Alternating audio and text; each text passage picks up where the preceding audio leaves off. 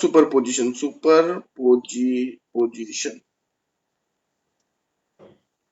इसमें क्या है देखते हैं।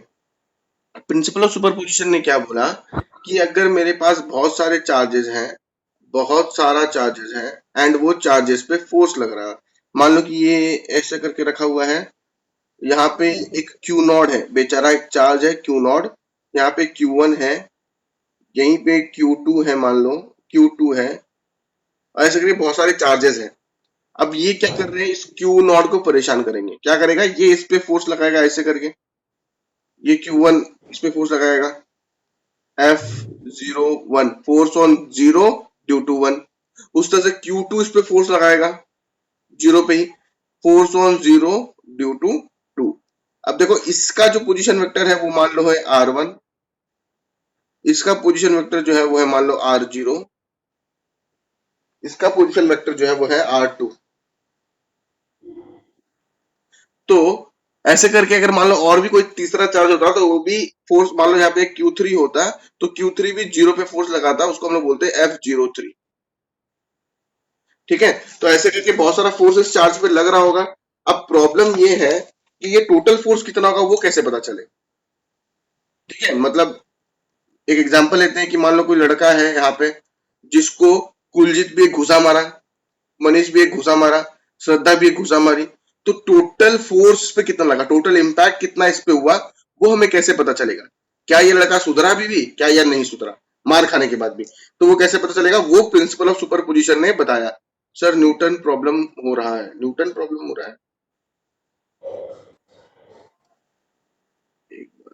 नेटवर्क होगा, न्यूटन नहीं होता है।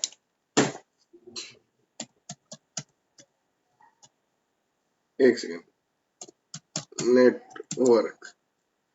ठीक है, प्रिंसिपल ऑफ सुपरपोजिशन क्या बोलता है कि ये जो चार्ज क्यू नॉट है बेचारा मेरा आराम से बैठा हुआ है, इस पे फोर्स लगेगा ड्यू टू Q1, Q1 इसको धक्का मारेगा Q01, Q2 भी इसको धक्का मारेगा Q02, उस तरह से Q3 भी इसको धक्का मारेगा Q03, F03।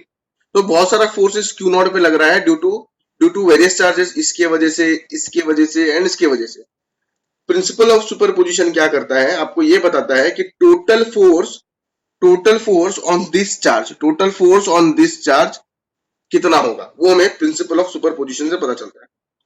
अब उसने क्या बोला, उसने बोला कि आप सबसे पहले तो सारी फोर्सेस को, यानी कि इसको इसको सॉरी, ये दोनों फोर्सेस को आप वेक्टर फॉर्म में लिख लो। तो मैंने लिख लिया F01 हेलो। वेक्टर में, F02 वेक्टर में, और दोनों को ऐड कर दो, तो जो आंसर आएगा वो आपका टोटल फोर्स आ जाएगा। फिर से एक छोटा सा बता रहा हूं, ये क्यू नॉट पे ये Q1 की वजह से कुछ फोर्स लग रहा होगा F01, Q2 की वजह से फोर्स लग रहा होगा F02। प्रिंसिपल ऑफ सुपरपोजिशन ने बोला कि total force on this charge, let it be F, is equal to, total force on this charge F is equals to vector, मतलब क्या बोलते हैं इसको, sum of the individual forces, sum of the individual forces on this charge। कोई दिक्कत है बताओ, हाँ सर। दिक्कत है, नहीं समझ में आया। सर जहाँ से जैसे F4 F प्लस जैसे F4 फोर्स लगा F5 को, तो कौन सा होगा फिर, वही होगा F4 प्लस F5। हाँ, मान लो कि दूसरा चार्ज है, मान लो यहाँ पे क्यू नॉट फिक्स रखते, ठीक है, मान लो ये इस पे F1 फोर्स लगा रहा है, ये Q1 जो है इसको F1 से फोर्स से धक्का मारा, सिमिलरली Q2 इसको F2 से धक्का मारा, सिमिलरली Q3 इसको F4 से धक्का मारा, सिमिलरली Q3 इसको F3 फोर्स 3 से धक्का मारा, तो टोटल फोर्स कितना होगा, F equals to F1 plus F2 plus plus F3 plus plus F4। बस डिफरेंस क्या होगा, ये सारा वेक्टर फॉर्म में होना चाहिए। ओ। नॉर्मल मैग्नीट्यूड, जैसे मान लो कि इसका वैल्यू 4 है, इसका वैल्यू 5 है, इसका वैल्यू 6 है, इसका वैल्यू 7 है, तो ऐसे ऐड नहीं कर सकते, 4 प्लस 5 प्लस 6 प्लस 7 ऐसे ऐड नहीं कर सकते, वेक्टर फॉर्म में ऐड करना पड़ेगा। ठीक है, वो उतना हमें नहीं, मतलब वो उतना इंपॉर्टेंट नहीं कि कैसे ऐड करना, हमारे सिलेबस में भी नहीं उतना, बट हमें इतना याद रखना है कि इसका स्टेटमेंट क्या था, कि सुपर पोजिशन ने एक्चुअली क्या मुंह से क्या बोला उसने, तो इसका स्टेटमेंट क्या था वो मैं आपको बता रहा हूँ। ठीक है, एक second,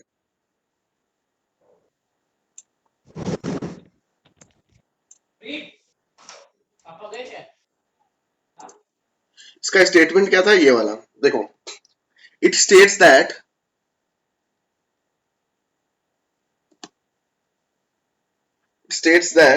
the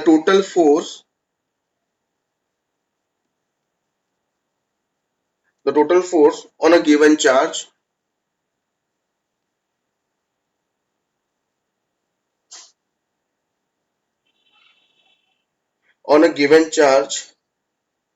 is the vector sum of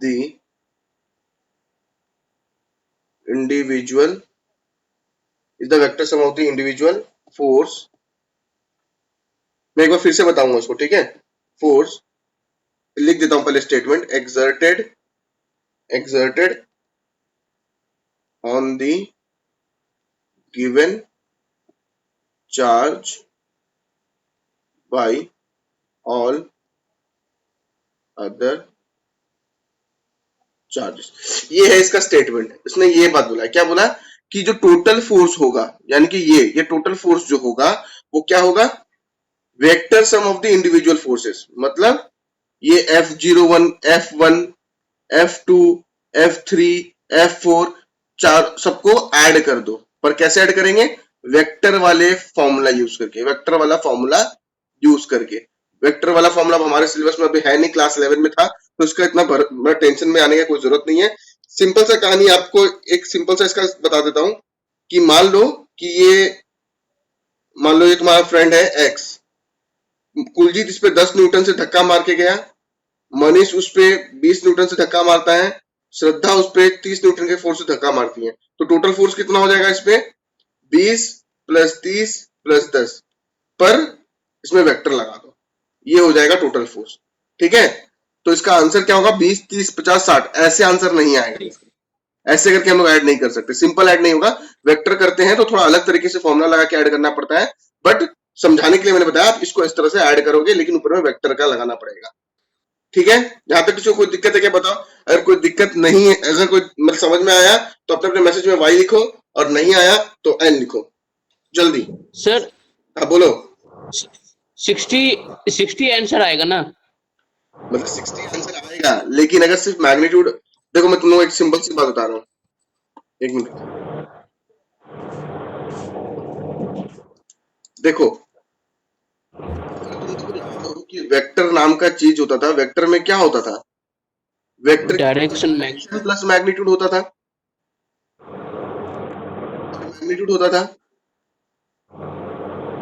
ठीक है। और मैग्नीट्यूड क्या होता था, 10, 5, 8, ये जो न्यूमेरिकल वैल्यू होती थी, जो नंबर होते थे, उसको हम लोग मैग्नीट्यूड बोलते थे। अगर इसमें आप साथ में ऐड कर दो 8 इन नॉर्थ डायरेक्शन, तो ये क्या हो जाता था आपका, ये आपका वेक्टर बन जाता था। क्यों, इसके पास मैग्नीट्यूड भी है और डायरेक्शन भी है। सही बात है गलत।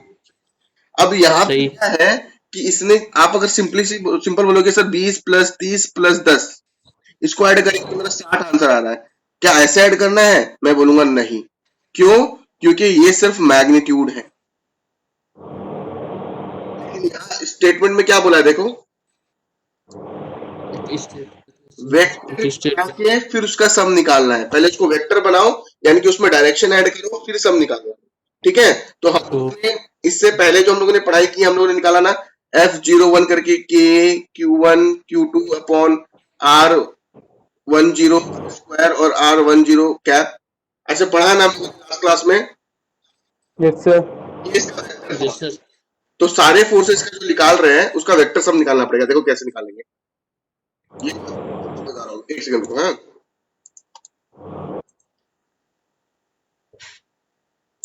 अभी देखो वेक्टर सम कैसे निकालेंगे। ये मेरा टोटल फोर्स F था, यहाँ पे F force on 0 due to 1, force on 0 due to 2, force on 0 due to 3, force on 0 due to 4, ऐसे करके बहुत सारा फोर्सेस आता होगा। अब हमें इसको ऐड करना है, तो F01 क्या होगा, K Q01 Q1 R10 का स्क्वायर। ये लास्ट क्लास में मैंने पढ़ाया था, अगर ये चीज नहीं समझ में आ रहा ये वाला पोर्शन, तो एक बार नोट्स देखना, याद आ जाएगा। फिर F02 क्या होगा, K Q0 Q2 R। मैंने बताया था अगर यहाँ 01 तो यहाँ इसका ठीक उल्टा 10 लिखते हैं। तो यहाँ अगर 02 तो इसका ठीक उल्टा यहाँ का 20 और यहाँ पे R का 20 पे क्या है plus K Q0 Q3 R 30 पे क्या है, ऐसे डॉट डॉट करके आते रहेगा, है ना, ऐसे करके आते रहेगा। तो अब हम लोग क्या करेंगे, देखो K हर एक चीज में कॉमन है, K है, K है, K है, फिर Q0 भी है, Q0 है, Q0 है, Q0 है।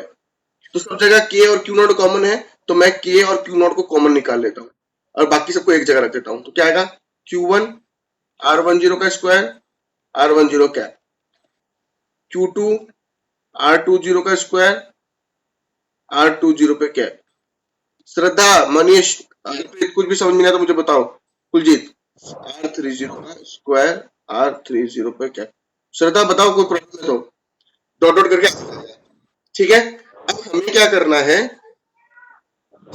इतना ही, यही सुपरपोजिशन प्रिंसिपल है, ये इतना ही सुपरपोजिशन प्रिंसिपल है, इतना ही हमें पढ़ना है, सिंपली ऐड कर दिया, ठीक है। हमें थोड़ा सा स्टाइल मानना हो, देखो ये चीज सिलेबस में नहीं है, ये चीज जरूरी नहीं है जानो, बट फिर भी बता देता हूँ कि कुछ कुछ बुक्स में ऐसा लिखा हुआ है, थोड़ा स्टाइल लिखा लोगों ने, दिखा रहा हूँ।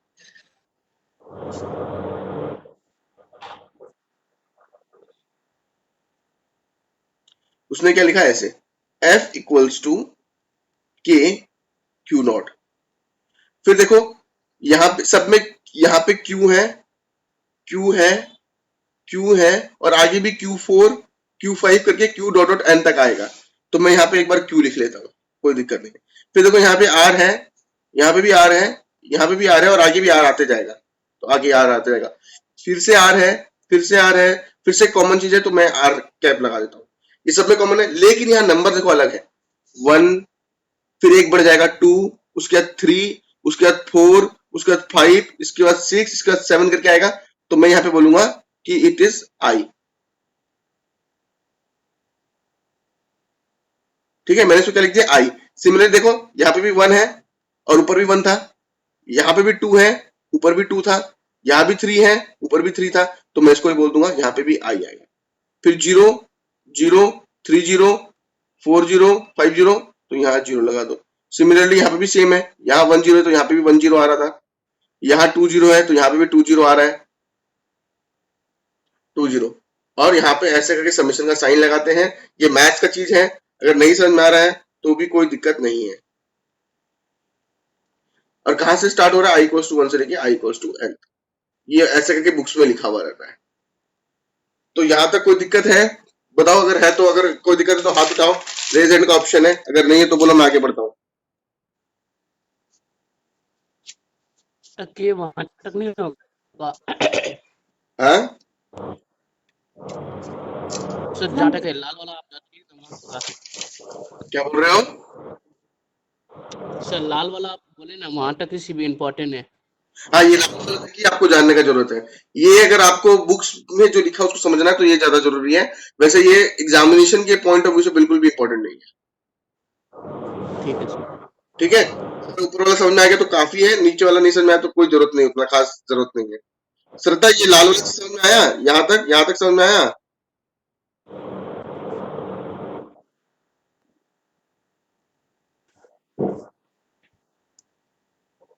हाँ तो बस इतना काफी है, इतना काफी है, इतना, ठीक है। वैसे ही प्रिंसिपल ऑफ सुपरपोजिशन बहुत ही फालतू टॉपिक है, एग्जाम में कभी पूछते नहीं है, बट फिर भी हम लोग थोड़ा सा डिटेल में कर रहे हैं इसको, ठीक है, क्या पता कब पूछ ले। अब उसके बाद में क्या आता है, क्वेश्चन आ रहा है, ठीक है।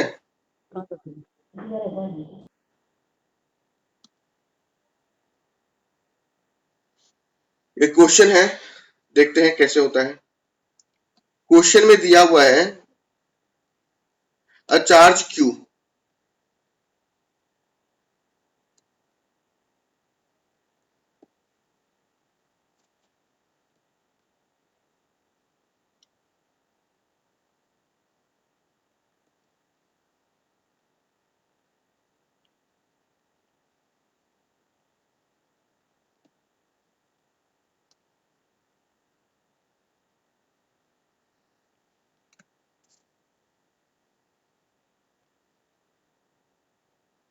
एक सेकंड।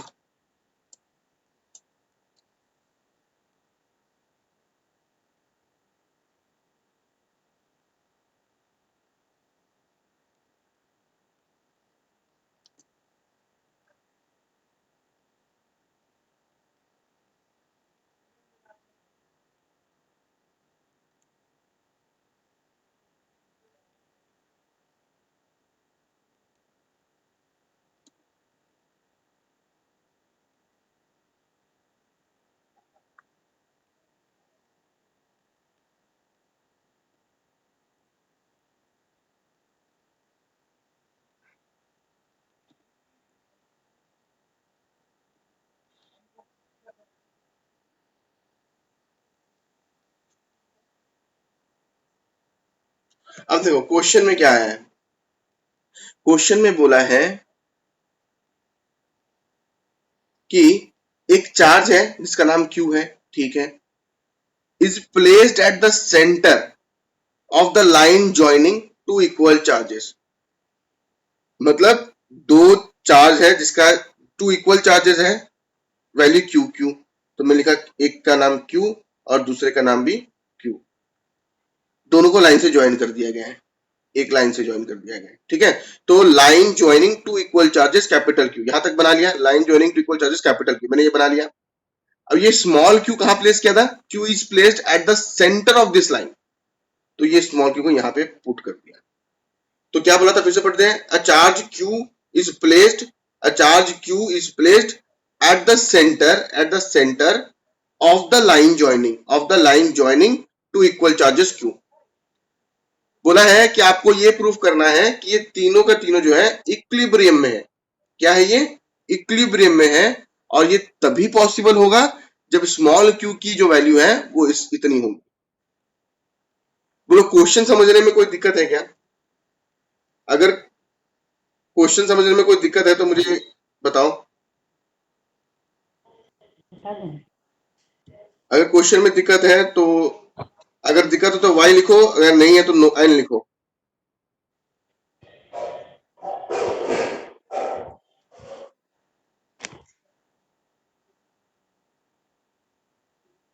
मनीष को नहीं है दिक्कत। श्रद्धा, कुलजीत, जल्दी। अगर दिक्कत है तो y लिखो, नहीं है वेरी गुड, ठीक। क्वेश्चन सबको समझ में आ गया।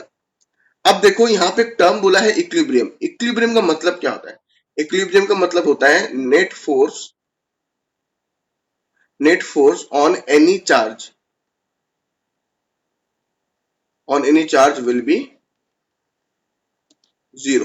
कहने का मतलब कि अगर ये एक बॉक्स है, इसको मान लो मैं यहाँ पे से 5 न्यूटन से धक्का मार रहा हूं और कोई दूसरा यहां से आके 6 न्यूटन से धक्का मार रहा है, तो उस पर टोटल फोर्स कितना होगा?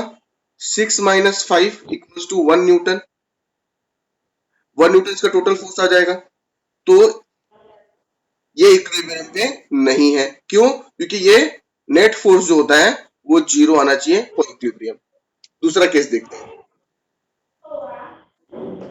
अगर मान लो ये अगर इधर 5 न्यूटन से धक्का मारा है और मैं भी इसको यहां से 5 न्यूटन से धक्का मारूं, तो नेट फोर्स कितना होगा? 5 - 5 दैट इज 0। तो अब ये जो बॉक्स है वो इक्विलिब्रियम में है। अब देखो नेट फोर्स 0 का मतलब क्या है? कि ये बॉक्स जो है मूव नहीं करेगा। तो ये कहानी है इक्विलिब्रियम का।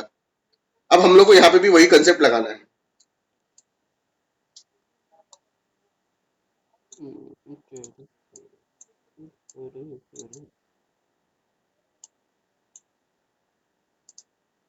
ठीक है, अब हमें यहाँ पे क्या कंसेप्ट लगाना देखते हैं।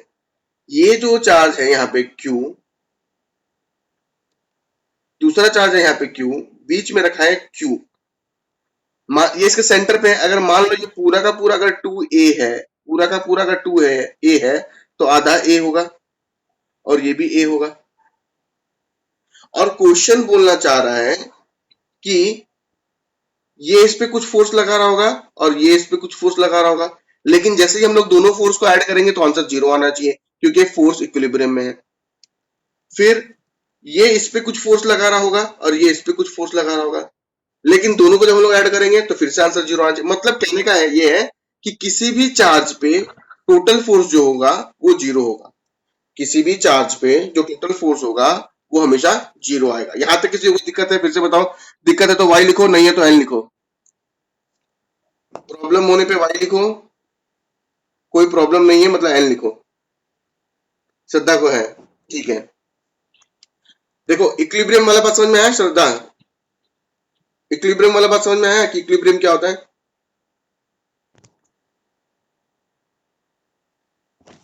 ठीक है, तो इस केस में क्या बोला, इक्विलिब्रियम मतलब क्या होगा कि नेट फोर्स, सिंपल सी बात है कि अगर ये Q, ये कैपिटल Q, इसको कोई फोर्स से धक्का मार रहा होगा F से, ये भी इसको कोई फोर्स से धक्का मारा होगा F से, तो जब हम लोग ये दोनों फोर्स को इस पे, इसकी वजह से कुछ फोर्स लग रहा है और इसके वजह से कुछ फोर्स लग रहा है, तो दोनों जब फोर्स को हम लोग ऐड करेंगे F प्लस F, तो हमारा आंसर 0 आना चाहिए। अगर ये 0 आता है तो ही इक्विलिब्रियम में है।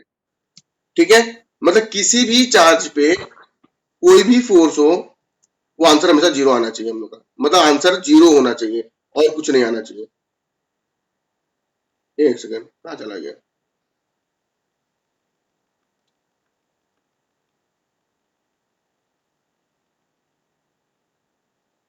ठीक है, तो आई होप अभी क्लियर है। ये वही बक्सा वाला केस हो जाएगा कि मतलब टोटल फोर्स 0 आ जाएगा इस पे। ठीक है, तो अब हमें पता है, मैं क्या कर रहा हूं कि फोर्स ऑन, ये इस पे कितना फोर्स लगा रहा होगा, ये कैपिटल Q जो है इस पे कितना फोर्स लगा रहा होगा, निकालते हैं। F between Q and Q, force on Q due to Q कैसे निकालेंगे? K Q Q upon R square. R कितना है यहाँ पे, दोनों के बीच में डिस्टेंस कितनी है? 2a, तो R कितना हो जाएगा यहाँ पे? 2a, 2r 2a का होल स्क्वायर। सिमिलरली मैं फोर्स निकालूंगा, force on this due to this, मतलब force on capital Q due to small q, तो K capital Q small q upon distance कितना है दोनों के बीच में? a है, तो a का होल स्क्वायर। बोलो यहां तक किसी को दिक्कत है? अगर दिक्कत है तो y, नहीं है तो n। नहीं सर। नहीं है। मनीष, श्रद्धा, नहीं है सर। नहीं है। श्रद्धा है दिक्कत?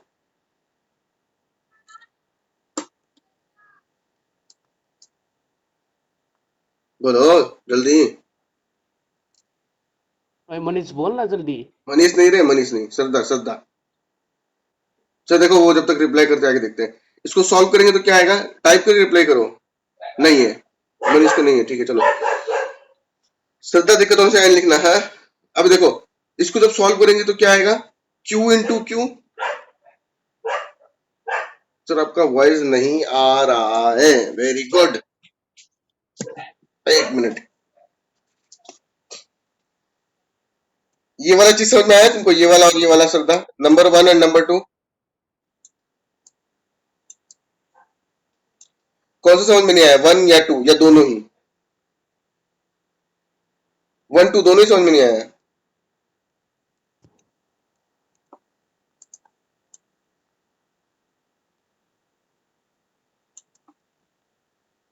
एक सेकंड,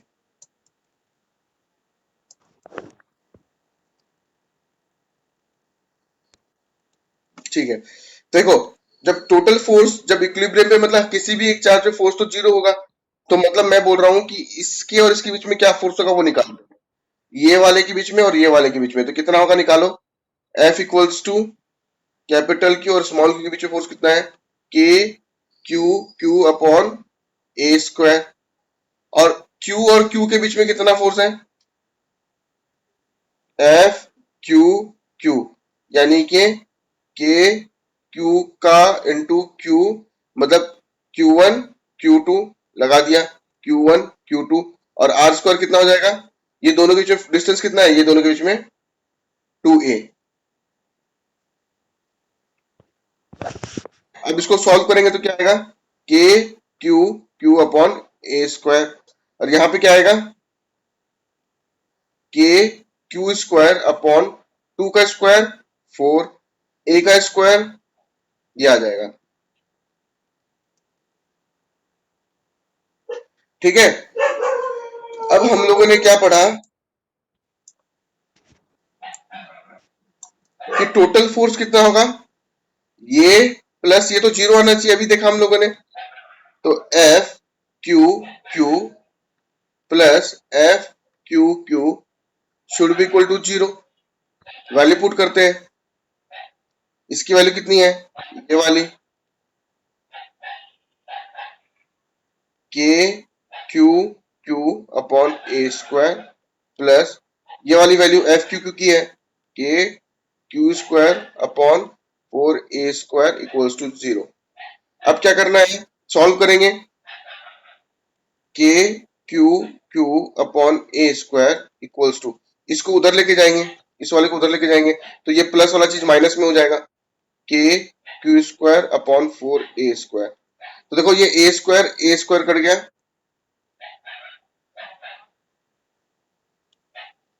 ये ए स्क्वायर और ये ए स्क्वायर कट गया, ये के और के कट गया, ये क्यू और ये क्यू कट गया, स्क्वायर कट गया, तो अल्टीमेटली क्या आया, Q equals to minus Q by 4।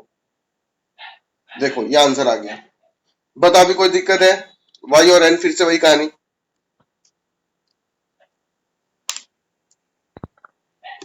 नहीं सर।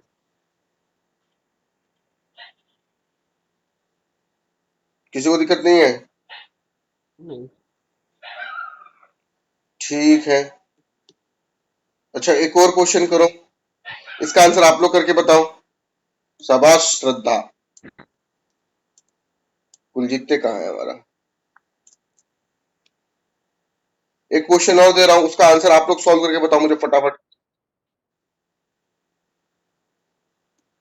अभी सर? हाँ क्या दिक्कत है, नॉर्मल जैसे ऑफलाइन चलता है वैसे ही चलेगा, टेंशन मत लो, कोई दिक्कत नहीं है। ये जो सॉफ्टवेयर तुम लोग जो यूज कर रहे हो उसमें तुम लोग का डेटा बहुत कम लगेगा, टेंशन मत लेना कि ज्यादा देर क्लास हो जाएगा तो मेरा सारा डेटा खत्म हो जाएगा, इसमें बहुत कम डेटा लगता है।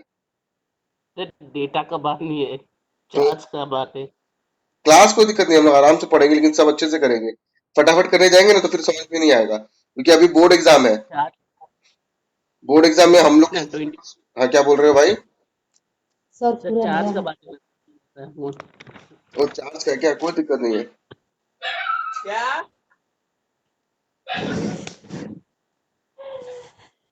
अच्छा चलो ठीक है, एक काम करता हूँ, मैं क्वेश्चन लिख देता हूँ, इसका स्क्रीनशॉट लेके रख लो और घर पे सॉल्व करना, ठीक है। मैं इसको नेक्स्ट क्लास में सॉल्व करूंगा फिर। निकाल ले पूरा।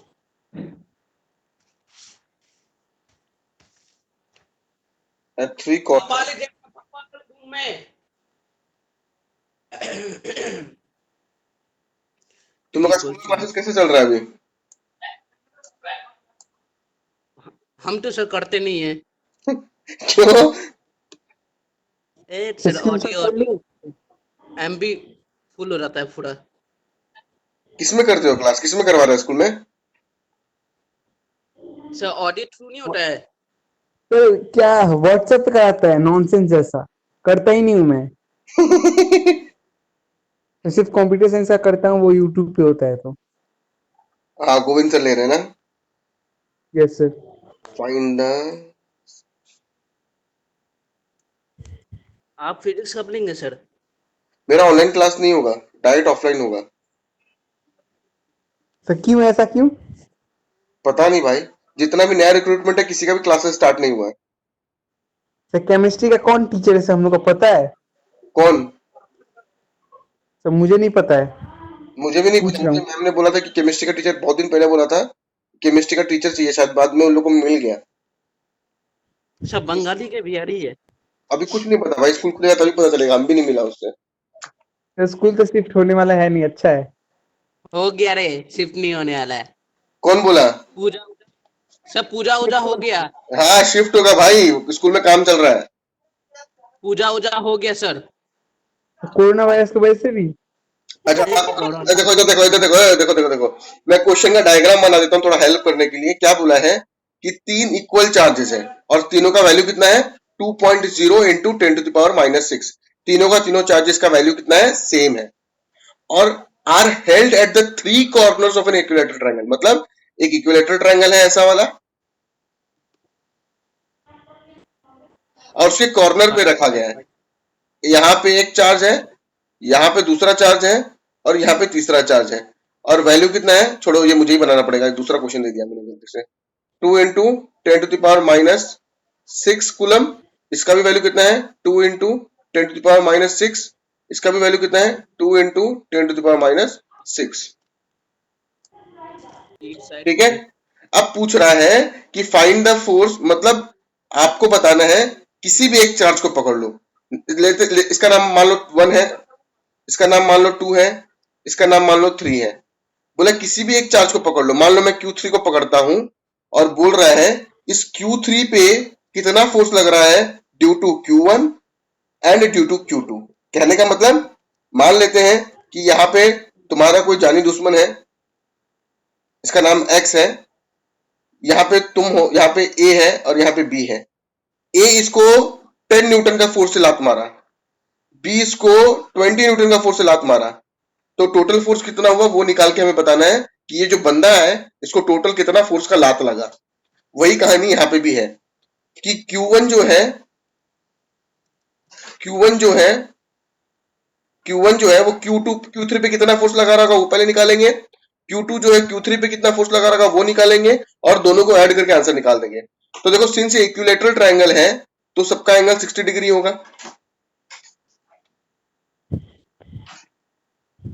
तीसरा बात है इक्विलैटरल ट्रायंगल है मतलब सबका साइड ए होगा बराबर बराबर, इसका भी ए, इसका भी ए। तो 5 सेंटीमीटर दिया हुआ है, हाँ 5 सेंटीमीटर दिया हुआ है। वो 5 सेंटीमीटर दिया हुआ है, सॉरी सॉरी सॉरी, वही तो सर। 5 सेंटीमीटर इसका हो जाएगा,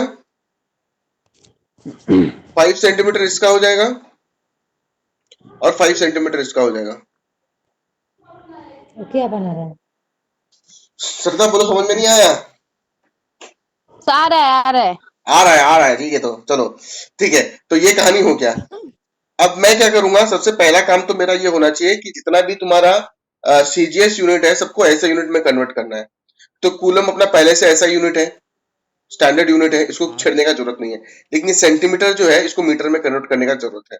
तो मैं क्या करूंगा 5 सेंटीमीटर इक्वल्स टू मीटर में कन्वर्ट करने के लिए ऐसा करना पड़ेगा, इतना मीटर है ये।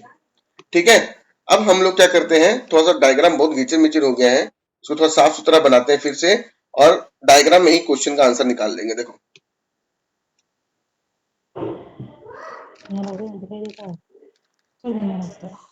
यहाँ Q1 है, यहाँ Q2 है, यहाँ Q3 है, ये Q1 जो है, ये जो Q1 जो है ये Q3 को धक्का मारेगा, ऐसे करके फोर्स लगाएगा,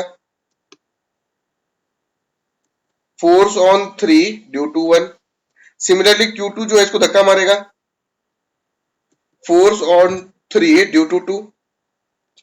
अब हम लोग को फॉर्मूला का वैल्यू निकालना है, F31 कितना होगा, F31 कितना होगा, F31 कितना होगा, हमें पता है K, Q1 का वैल्यू कितना दिया हुआ है 2 इंटू 10⁻⁻6 कूलम, Q2 का भी वैल्यू यही है तो मैं स्क्वायर लगा दूं यहाँ पे, अपॉन आर स्क्वायर। डिस्टेंस कितना है दोनों के बीच में, इसके और इसके बीच में डिस्टेंस कितना है 5 सेंटीमीटर, यानी कि 5 इंटू 10⁻⁻2 का whole square.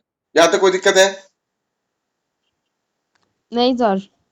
Manish, sir whole कहाँ से लगा दिया आप? क्योंकि फॉर्मूला में क्या है K Q1 Q2 upon R square, तो ये डिस्टेंस के ऊपर तो स्क्वायर लगेगा और यहाँ पे Q1 का भी वैल्यू यही है, Q2 का भी वैल्यू यही है, इसलिए दोनों को अलग अलग नहीं लिख के मैंने दोनों को स्क्वायर कर दिया। बोलो कोई दिक्कत? नहीं sir. Manish, no sir. Kuljeet, Shraddha, चलो ठीक है, नहीं मैंने इसका भी वैल्यू निकाल लिया F31 का। मैं F32 का भी निकाल लेता हूँ, जोश जोश में F32 का भी निकाल लेता हूँ, कितना आता है देखते हैं। K फिर से देखो Q3 और Q2 का वैल्यू तो सेम है, तो यहाँ पे फिर से 2 इंटू 10⁻⁻6 का होल स्क्वायर, और डिस्टेंस भी दोनों के बीच में सेम है 5 सेंटीमीटर, तो ये भी आपका सेम हो जाएगा, यानी कि 5 इंटू 10⁻⁻2 का होल स्क्वायर। अब मैं ध्यान से देखूं तो भाई यहाँ भी K, यहाँ भी K, यहाँ भी 2 सब कुछ सेम है, यानी कि फॉर्मूला पुट करने का मुझे क्या पता चला कि भाई, एक मिनट, मुझे पता चला कि F31 इक्वल्स टू F32। बोलो कोई दिक्कत? नहीं सर। हाँ, अब देखो सिंपल सा कहानी क्या है कि जब हम लोग सारा वैल्यू पुट करेंगे और इसका आंसर निकालने की कोशिश करेंगे, जब हम लोग सारा वैल्यू पुट करके आंसर निकालेंगे, के का वैल्यू कितना होता है 9 इंटू 10⁻9। ठीक है, जब यहाँ पे सारा वैल्यू पुट करेंगे हम लोग और आंसर निकालेंगे तो आएगा तुम्हारा, एक मिनट, कितना आएगा 14.4। ठीक है, F23 equals to F32 equals to 3-1 31 equals to 14.4 newton. तो प्रॉब्लम तो ये है कि आपको पता चला है कि इसका वैल्यू 14.4 है, इसका वैल्यू 14.4 है, लेकिन इस पे टोटल फोर्स कितना लगा वो तो नहीं पता चला इससे। तो हम लोग क्या करेंगे, अच्छा ये एंगल 60 डिग्री है तो ये भी 60 डिग्री होगा, वर्टिकली अपोजिट एंगल, ये तो 60 डिग्री है ही, इक्विलेटरल ट्रायंगल है, 60 है, तो ये देखो ये भी 60 हो जाएगा। और हमें क्लास 11 में पढ़ा था कि जब दो वेक्टर होता है और बीच में दोनों का एंगल होता है तो हम लोग रिजल्टेंट का फॉर्मूला लगाते हैं, ये वाला AB F1 square 2 F1 F2 square. सबको याद है ये वाला? किसको याद नहीं होगा? हाँ सर। श्रद्धा याद है? जी सर। तो ठीक है, अब अपने को क्या करना है, ये बस F1 के इसके बदले 14.4, इसके बदले 14.4, 2 इंटू 14.4 इंटू 14.4 cos 60 का वैल्यू पुट करेंगे और अल्टीमेटली अपना आंसर आ जाएगा 14.4√3 Newton. And this was an NCERT का क्वेश्चन। ठीक है, नंबर, अब नंबर तो मुझे याद नहीं है, पर ये एनसीईआरटी में देखना, आप एक ट्रायंगल बनाया हुआ है, ट्रायंगल बना के सम दिया हुआ है, सॉल्व्ड एग्जांपल्स में डाला हुआ है। ठीक है, नंबर भी नहीं। अभी देखो आगे बढ़ा रहा हूं मैं। एक क्वेश्चन होमवर्क दे रहा हूं तुम लोगों को, सर एक मिनट दीजिए। मैं लिख रहा हूं, तब तक कर लो जो करना है। किसका कुत्ता भौंक रहा है सर? मेरे यहाँ पे ना, रुको, खिड़की नहीं लगाया मैंने, खिड़की लगाना पड़ेगा। 2 fixed point charges plus 4E and plus E units are separated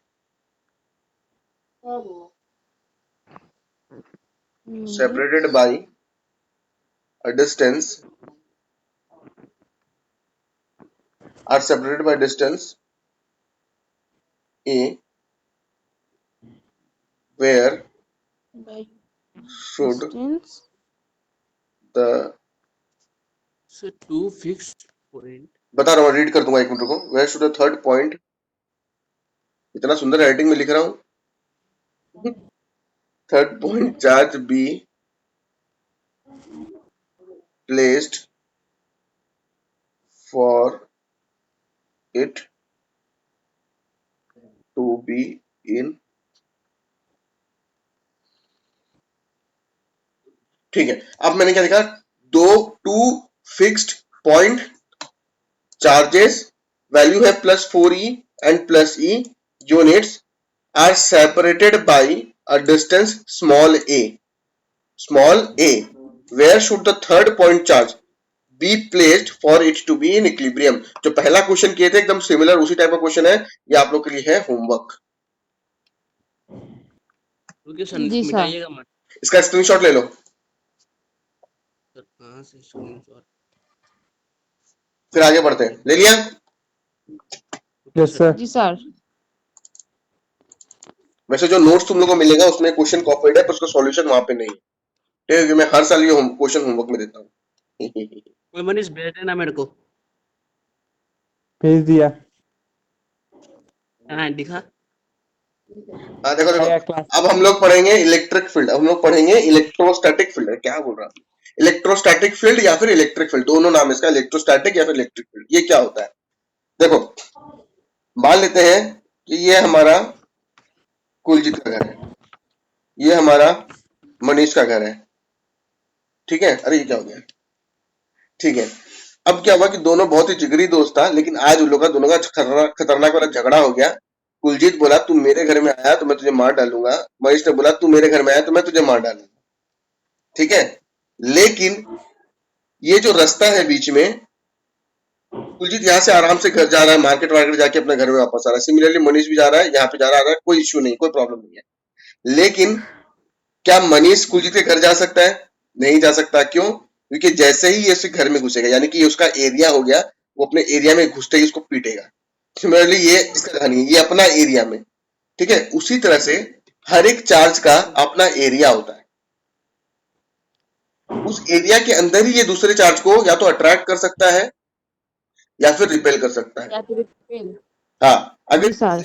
हाँ, मतलब इस एरिया के अगर बाहर किसी चार्ज को रख दूं तो ये इसका कुछ भी नहीं कर पाएगा, ना अट्रैक्ट कर पाएगा ना रिपेल कर पाएगा। इसका रियल एग्जांपल, लाइव एग्जांपल कहाँ है?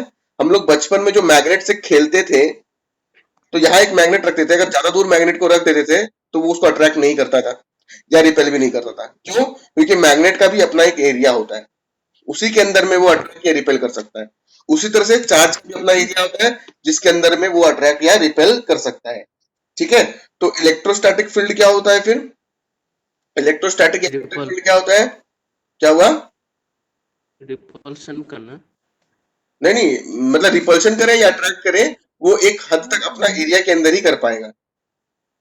मतलब एक होता है ना कि भाई उसका एरिया मत जाए, बहुत मारेगा, तो उसका एरिया जो है, उसका इन्फ्लुएंस जो है, उसको जो ताकत है, उस एरिया तक ही सीमित होता है, इसीलिए हम लोग वहां नहीं जाते। उसी तरह से एक चार्ज का भी अपना एरिया होता है जहां तक इसका पावर होता है, उसके अंदर में, उसके बाहर में या तो न तो अट्रैक्ट कर पाएगा ना रिपेल कर पाएगा। इसके अंदर घुसोगे तो ये अट्रैक्ट भी कर सकता है, रिपेल भी कर सकता है, ठीक है। तो उसी तरह से इलेक्ट्रोस्टैटिक फील्ड को कैसे डिफाइन किया गया है?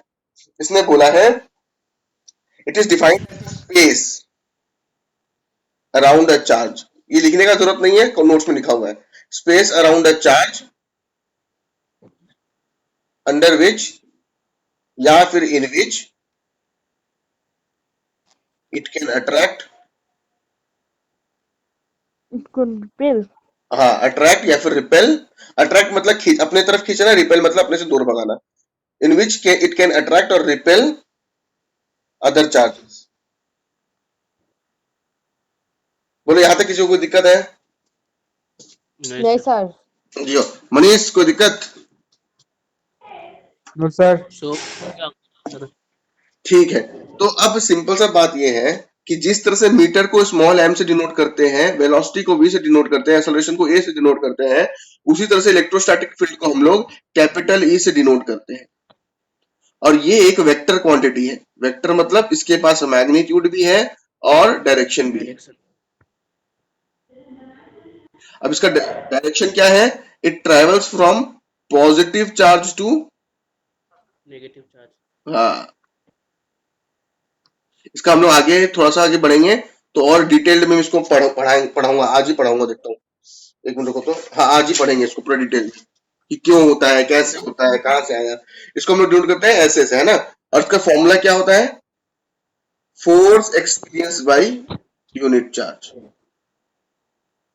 फोर्स अपॉन क्यू नॉट इसका फॉर्मूला होता है, ठीक है। अब देखो, इलेक्ट्रोस्टैटिक में दो टाइप के चार्जेस होते हैं। एक होता है टेस्ट चार्ज, एक होता है सोर्स चार्ज। सही। हाँ, बोलो बोलो बोलो श्रद्धा। हेलो, हो गई? अच्छा चलो ठीक है। कोई भी दिक्कत हो रही है, अगर बाई चांस आवाज नहीं आए तो आप लोग चैट में लिख के बता देना, ठीक है। आगे देखते हैं। अब एक होता है टेस्ट चार्ज, एक होता है सोर्स चार्ज। अब देखते हैं क्या है ये चीज। एक बात बताओ, एक बहुत बड़ा ग्राउंड है, वहां पे मैंने एक जगह फुटबॉल रखा हुआ है और एक जगह मैंने पत्थर रखा हुआ है। ये फुटबॉल है और ये मेरा स्टोन है। मैं चाहता हूं कि कुलजीत ज्यादा ताकतवर है या मनीष, चेक करना चाहता हूं। तो मैं क्या बोलूंगा? पत्थर को लात मरवाऊंगा या फुटबॉल को? कॉमन सेंस से फुटबॉल को ही मरवाऊंगा। पत्थर को मारेंगे तो टांग ही टूट जाएगा, पत्थर तो आगे ही नहीं जाएगा। तो कैसे, क्यों किया मैंने फुटबॉल को ही क्यों सिलेक्ट किया? क्योंकि फुटबॉल का अपना कोई खास वजन नहीं होता। इसको लात मारेंगे तो ये अपना कोई दिखाएगा नहीं औकात कि नहीं मैं तो आगे नहीं जाऊंगा, मैं तो यहीं बैठ रहा हूँ। फॉर एग्जाम्पल पत्थर को मारने के लिए ज्यादा ताकत लगेगा, ये पत्थर का अपना एक वजन है, टाइट होता है, पैर टूट जाता है वगैरह वगैरह, है ना। इसलिए पत्थर को सिलेक्ट नहीं करते। लेकिन फुटबॉल क्या है, इसका कोई इज्जत नहीं है, इसको लात मारते ही ये भाग जाएगा, इसका कोई इज्जत नहीं है। इसीलिए उसी तरह से जो टेस्ट चार्ज होता है वो फुटबॉल की तरह होता है, जिसका कोई अपना कुछ भी ताकत नहीं होता, इसकी कोई इज्जत नहीं होती, कोई औकात नहीं होती, इसका पावर होता है 0। मतलब अगर कोई दूसरा चार्ज को अपनी तरफ अट्रैक्ट करे या रिपेल करे तो ये अपना कोई भी पावर इसमें नहीं लगा पाएगा। क्यों? क्योंकि इसका तो पावर पहले से ही 0 है। ठीक है, अगर कोई भी दूसरा चार्ज टेस्ट चार्ज को अपनी तरफ अट्रैक्ट करेगा या रिपेल करेगा तो ये अपना कोई भी रेजिस्टेंस नहीं दे पाएगा, चुपचाप से चला जाएगा या चुपचाप से लात खा के आ जाएगा। अब सोर्स चार्ज क्या होता है? सोर्स चार्ज हो गया वो चार्ज जिसका इलेक्ट्रिक फील्ड आपको टेस्ट करना है। इलेक्ट्रिक फील्ड जिसका आपको टेस्ट करना है, मतलब इसका पावर नापना है हम लोग को, इसका पावर मेजर करना है, चेक करना है। ठीक है, यानी कि कुलजीत या मनीष होगा ये, और टेस्ट चार्ज हो जाएगा फुटबॉल। आई होप यहां तक सब कुछ क्लियर है। किसी को कुछ भी सब कुछ क्लियर है ना? ठीक है, अगर कोई दिक्कत होने पे या तो बोलो, नहीं सुनाई देता है तो चैट में लिखो सोर्स चार्ज एक बार और सोर्स चार्ज। ठीक है, सोर्स चार्ज क्या होता है? अब एक बात बताओ,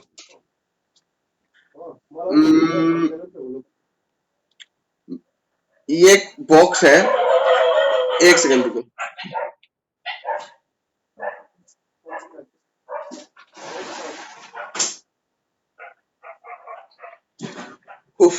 देखो ये एक बॉक्स है, इसको उठा के वहां रखना है, यहां।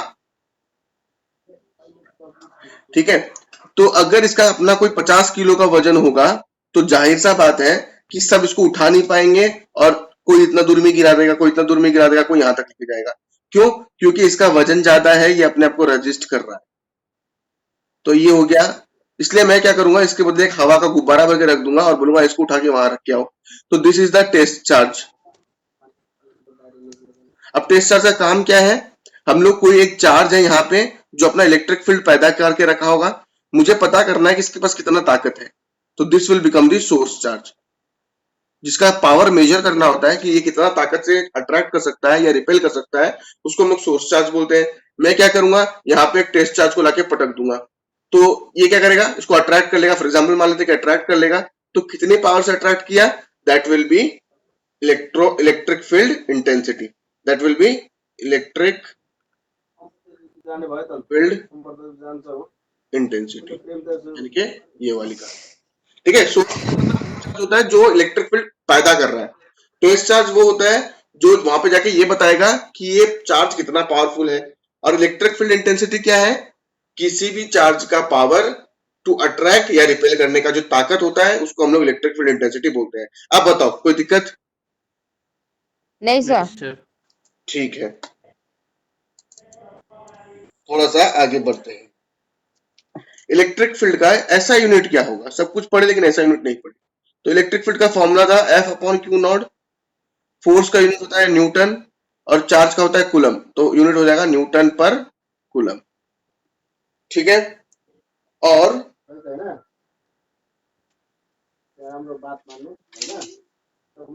ठीक है, दूसरा हेडिंग आता है आप लोग का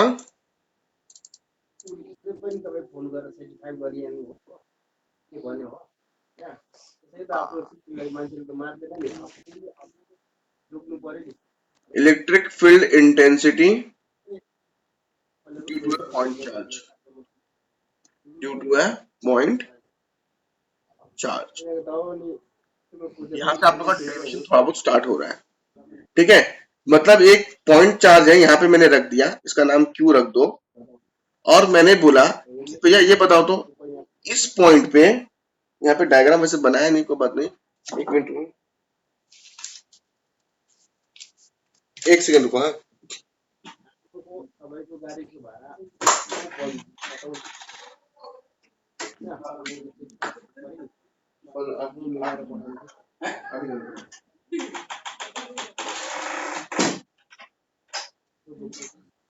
ठीक है, देखो अब क्या है कि इस पॉइंट पे इसका पावर कितना है ये बताओ, तो बोल देते हैं ये भैया ये r दूरी पे होगा। ठीक है, मैं यहाँ पे मैंने क्या बताया कि अगर मुझे इस चार्ज का पावर चेक करना है तो मुझे टेस्ट चार्ज को यहाँ बैठाना पड़ेगा, नाम है इसका क्यू नॉट। हम लोग क्यू नॉट मतलब हमेशा टेस्ट चार्ज होता है, हमेशा क्यू नॉट मतलब हमेशा टेस्ट चार्ज होता है। ठीक है, तो force between this two charges क्या होगा, इसके और इसके बीच फोर्स क्या होगा, अभी तक यही पढ़ते आए हैं, F इक्वल्स टू के Q Q not upon distance कितना है आर स्क्वायर। ठीक है, इलेक्ट्रिक फील्ड का फॉर्मूला क्या था, E equals to F upon Q not. तो F का वैल्यू कितना है, ये वाला K Q Q not upon R square, और इस फोर्स को किससे डिवाइड करना है, क्यू नॉट से। तो ये कट गया, ये कट गया, E की वैल्यू कितनी आई, बोलो कोई दिक्कत,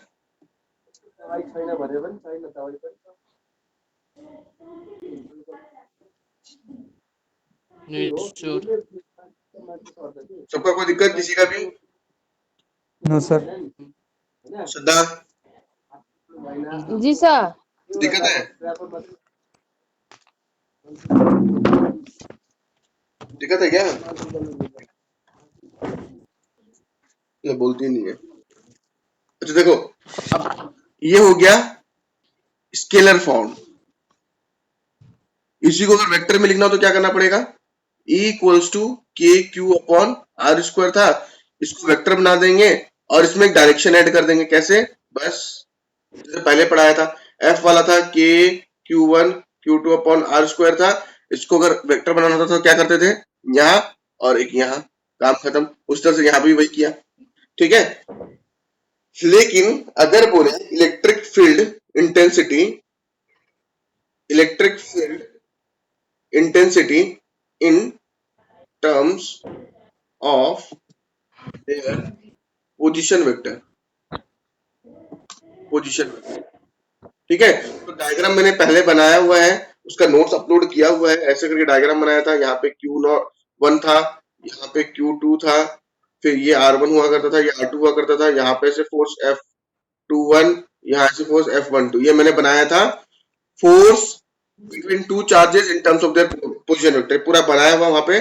ठीक है, उस एक बार नोट्स को देख लेना, और अगर इनकेस याद ना आए तो लेक्चर भी, उस वाला केस क्लास का लेक्चर भी अपलोडेड है ऐप में, वहां से आप लोग वो देख सकते हो। ठीक है, रिवीजन करने के लिए। जी सर।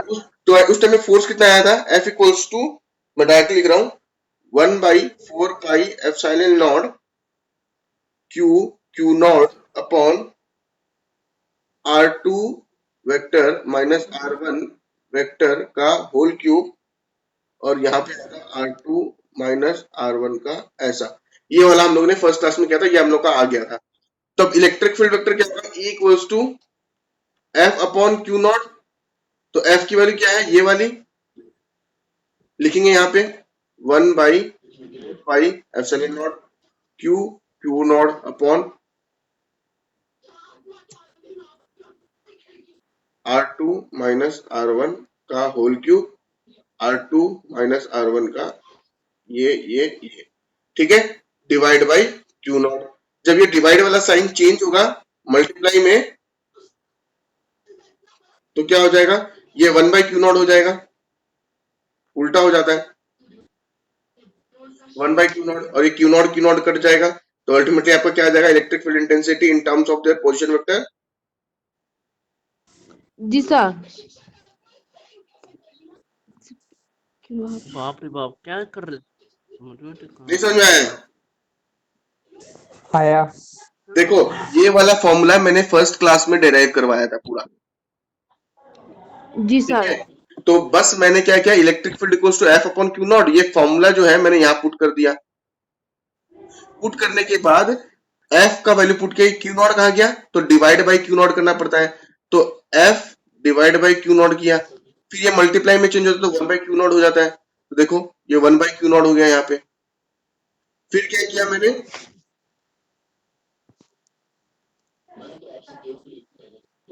ये क्यू नॉट और ये क्यू नॉट काट दिया, जो बचा हुआ सामान है वो मेरा इलेक्ट्रिक फील्ड का फॉर्मूला हो गया।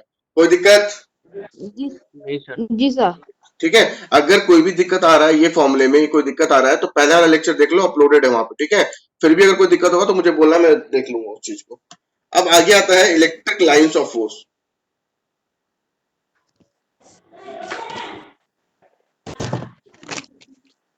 अब इलेक्ट्रिक लाइंस ऑफ फोर्स क्या होता है? इलेक्ट्रिक लाइंस ऑफ फोर्स क्या होता है? देखो, इलेक्ट्रिक फील्ड मैंने बोला पॉजिटिव से निकलता है और नेगेटिव में घुसता है, मतलब पॉजिटिव टू नेगेटिव ट्रेवल करता है। तो कोई ना कोई रास्ते पे चल के जाता होगा, यहाँ पे पहले चलता होगा, पैर रखता होगा, फिर ऐसे ऐसे ऐसे ऐसे ऐसे करके। तो जो पाथ फॉलोड होता है ना, जो पाथ फॉलो करता है, path followed by electric field to move is called so. मतलब जिस रास्ते पे चल के इलेक्ट्रिक फील्ड एक जगह से दूसरी जगह जाता है, उस रास्ते को हम लोग बोलते हैं इलेक्ट्रिक लाइंस ऑफ फोर्स। ये हो गया समझने वाला डेफिनेशन। बुक में इसका डेफिनेशन नहीं दिया हुआ है, और अगर दिया भी होगा तो पता नहीं क्या हिंट लिख के टेक्निकली, मतलब बहुत टिपिकल दिया होगा। ठीक है, तो आप लोग को इसका कभी डेफिनेशन पूछने वाला नहीं है, और पूछेगा भी तो आप ये वाला लिख सकते हो कि path followed by the electric field to move in a particular direction. कोई इश्यू वाली बात नहीं है, इसमें आपका मेंशन है, तो डरने का कोई जरूरत नहीं है। अब देखो, आप मान लो कि ये ऐसे इलेक्ट्रिक फील्ड लाइन जा रही है, ऐसे करके इलेक्ट्रिक फील्ड लाइन, मतलब ये रास्ता है जहाँ पे इलेक्ट्रिक फील्ड लाइन चलने वाली है। किसी भी पॉइंट पे आप हाँ बोलो। किसी भी पॉइंट पे अगर मैं टेंजेंट ड्रॉ कर दूं, किसी भी पॉइंट पे अगर मैं टेंजेंट ड्रॉ करूं, तो at this point this tangent, इस पॉइंट पे ये टेंजेंट मुझे डायरेक्शन ऑफ इलेक्ट्रिक फील्ड बताएगा।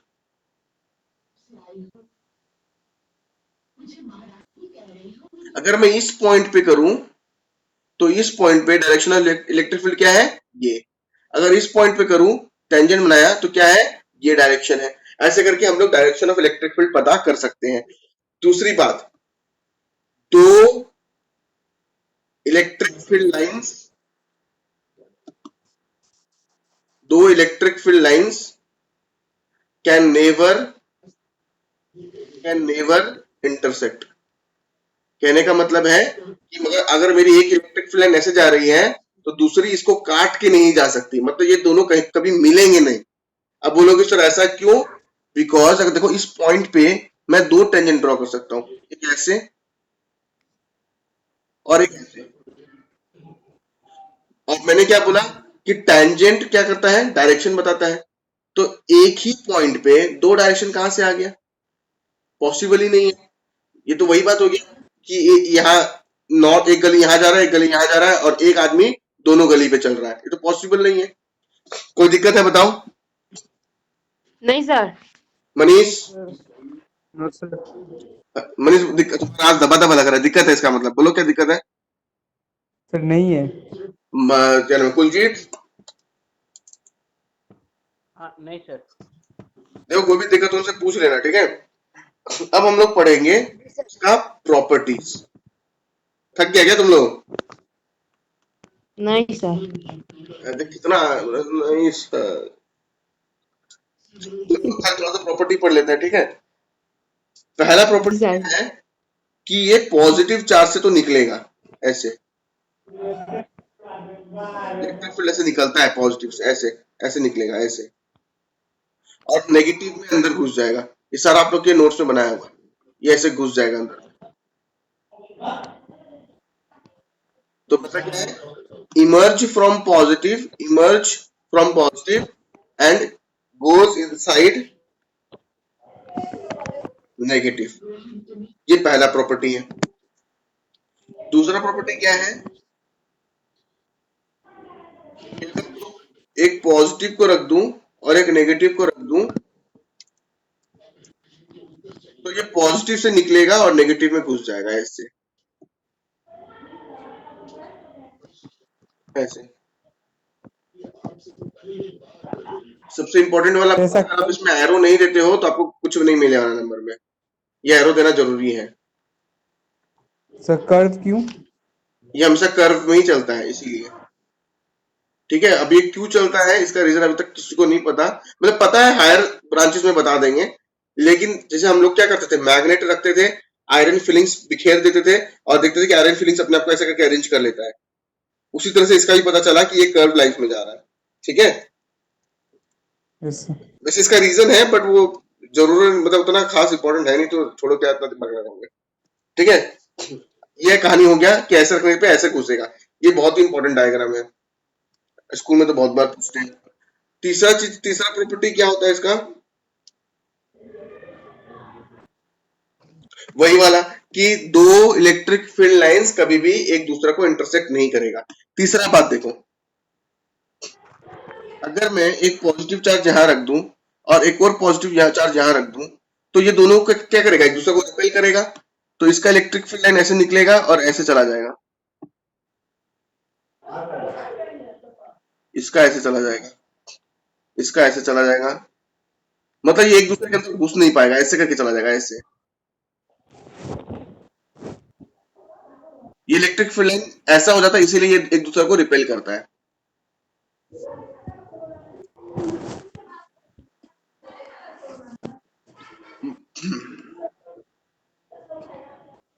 ठीक है, अब एक चीज बताओ मुझे कि जब ये दोनों एक दूसरे को रिपेल कर रहा है, तो कोई एक ये इस पे फोर्स लगा रहा होगा, ये इस पे फोर्स लगा रहा होगा, तो कोई ना कोई तो ऐसा पॉइंट होगा जहां पे ये फोर्स इक्वल एंड अपोजिट हो जाएगा। ये फोर्स इक्वल एंड अपोजिट हो जाएगा। लेट इट बी, ये पॉइंट पी है, ये पॉइंट पी है जिसको हम लोग बोलते हैं न्यूट्रल पॉइंट। न्यूट्रल पॉइंट क्या पॉइंट होता है, ऐसा पॉइंट जहां पे नेट फोर्स 0 हो जाता है। मतलब अगर तुम यहां खड़े हो तो ना तो तुमको अट्रैक्ट कर पाएगा कोई, ना ही तुमको कोई रिपेल कर पाएगा। क्यों? क्योंकि यहाँ पे मान लो इसका ऐसे करके फोर्स आ रहा था और इसका ऐसे करके फोर्स आ रहा था, तो दोनों इक्वल एंड अपोजिट था, दोनों का दोनों कैंसिल हो गया, इसीलिए। ठीक है, तो ये हो गया न्यूट्रल। लेकिन मान लो कि मैंने बोला कि this charge is powerful and this charge is loser, थोड़ा कम पावरफुल है। तो उस केस में क्या होगा कि इसका इलेक्ट्रिक फील्ड, एक सेकेंड,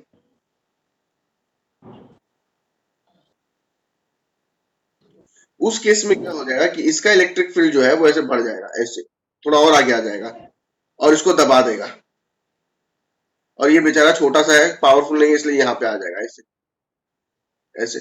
तो ये जो न्यूट्रल पॉइंट है वो जो कमजोर है उसकी तरफ शिफ्ट हो जाएगा, जो कमजोर है उसकी तरफ शिफ्ट हो जाएगा। न्यूट्रल पॉइंट पी शिफ्ट्स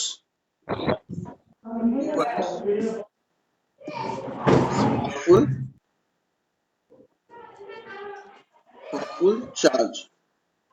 लेकिन अगर दोनों का पावर सेम है, इसका भी पावर सेम है, इसका भी पावर सेम है, तो पॉइंट पी कहां रहेगा, मिड पॉइंट में। If power of both charges या फिर charge of both charge is same, then P will be at mid point. बोलो यहां तक किसी को दिक्कत है? नहीं सर। मनीष नहीं, कुलजीत नहीं है। ठीक है, तो आज एक बार इतना तक ही छोड़ते हैं। ठीक है, एक टॉपिक और खत्म हो गया है। नेक्स्ट क्लास में हम लोग डाइपोल पकड़ेंगे एंड डाइपोल थोड़ा लंबा चलेगा। ठीक है, इलेक्ट्रिक फील्ड में छोटा छोटा टॉपिक था, डाइपोल में थोड़ा लंबा चलाएंगे क्लास, 1.5 घंटा तक चलेगा आराम से। तो उस दिन थोड़ा खाना पीना खा के बैठना आराम से, और थोड़ा मन बना के बैठना कि आज पढ़ना बहुत है। ठीक है, हार्डली 3-4 क्लास और लगेगा और ये चैप्टर खत्म कर देंगे, ज्यादा लगेगा, सॉरी। ठीक है, जी सर। इसका रिकॉर्डिंग जो है वो रात को थोड़ा प्रोसेसिंग होता है, सुबह तक मैं अपलोड कर दूंगा। ठीक है, तो फिर गुड नाइट। जी सर। तुम्ही बोलो।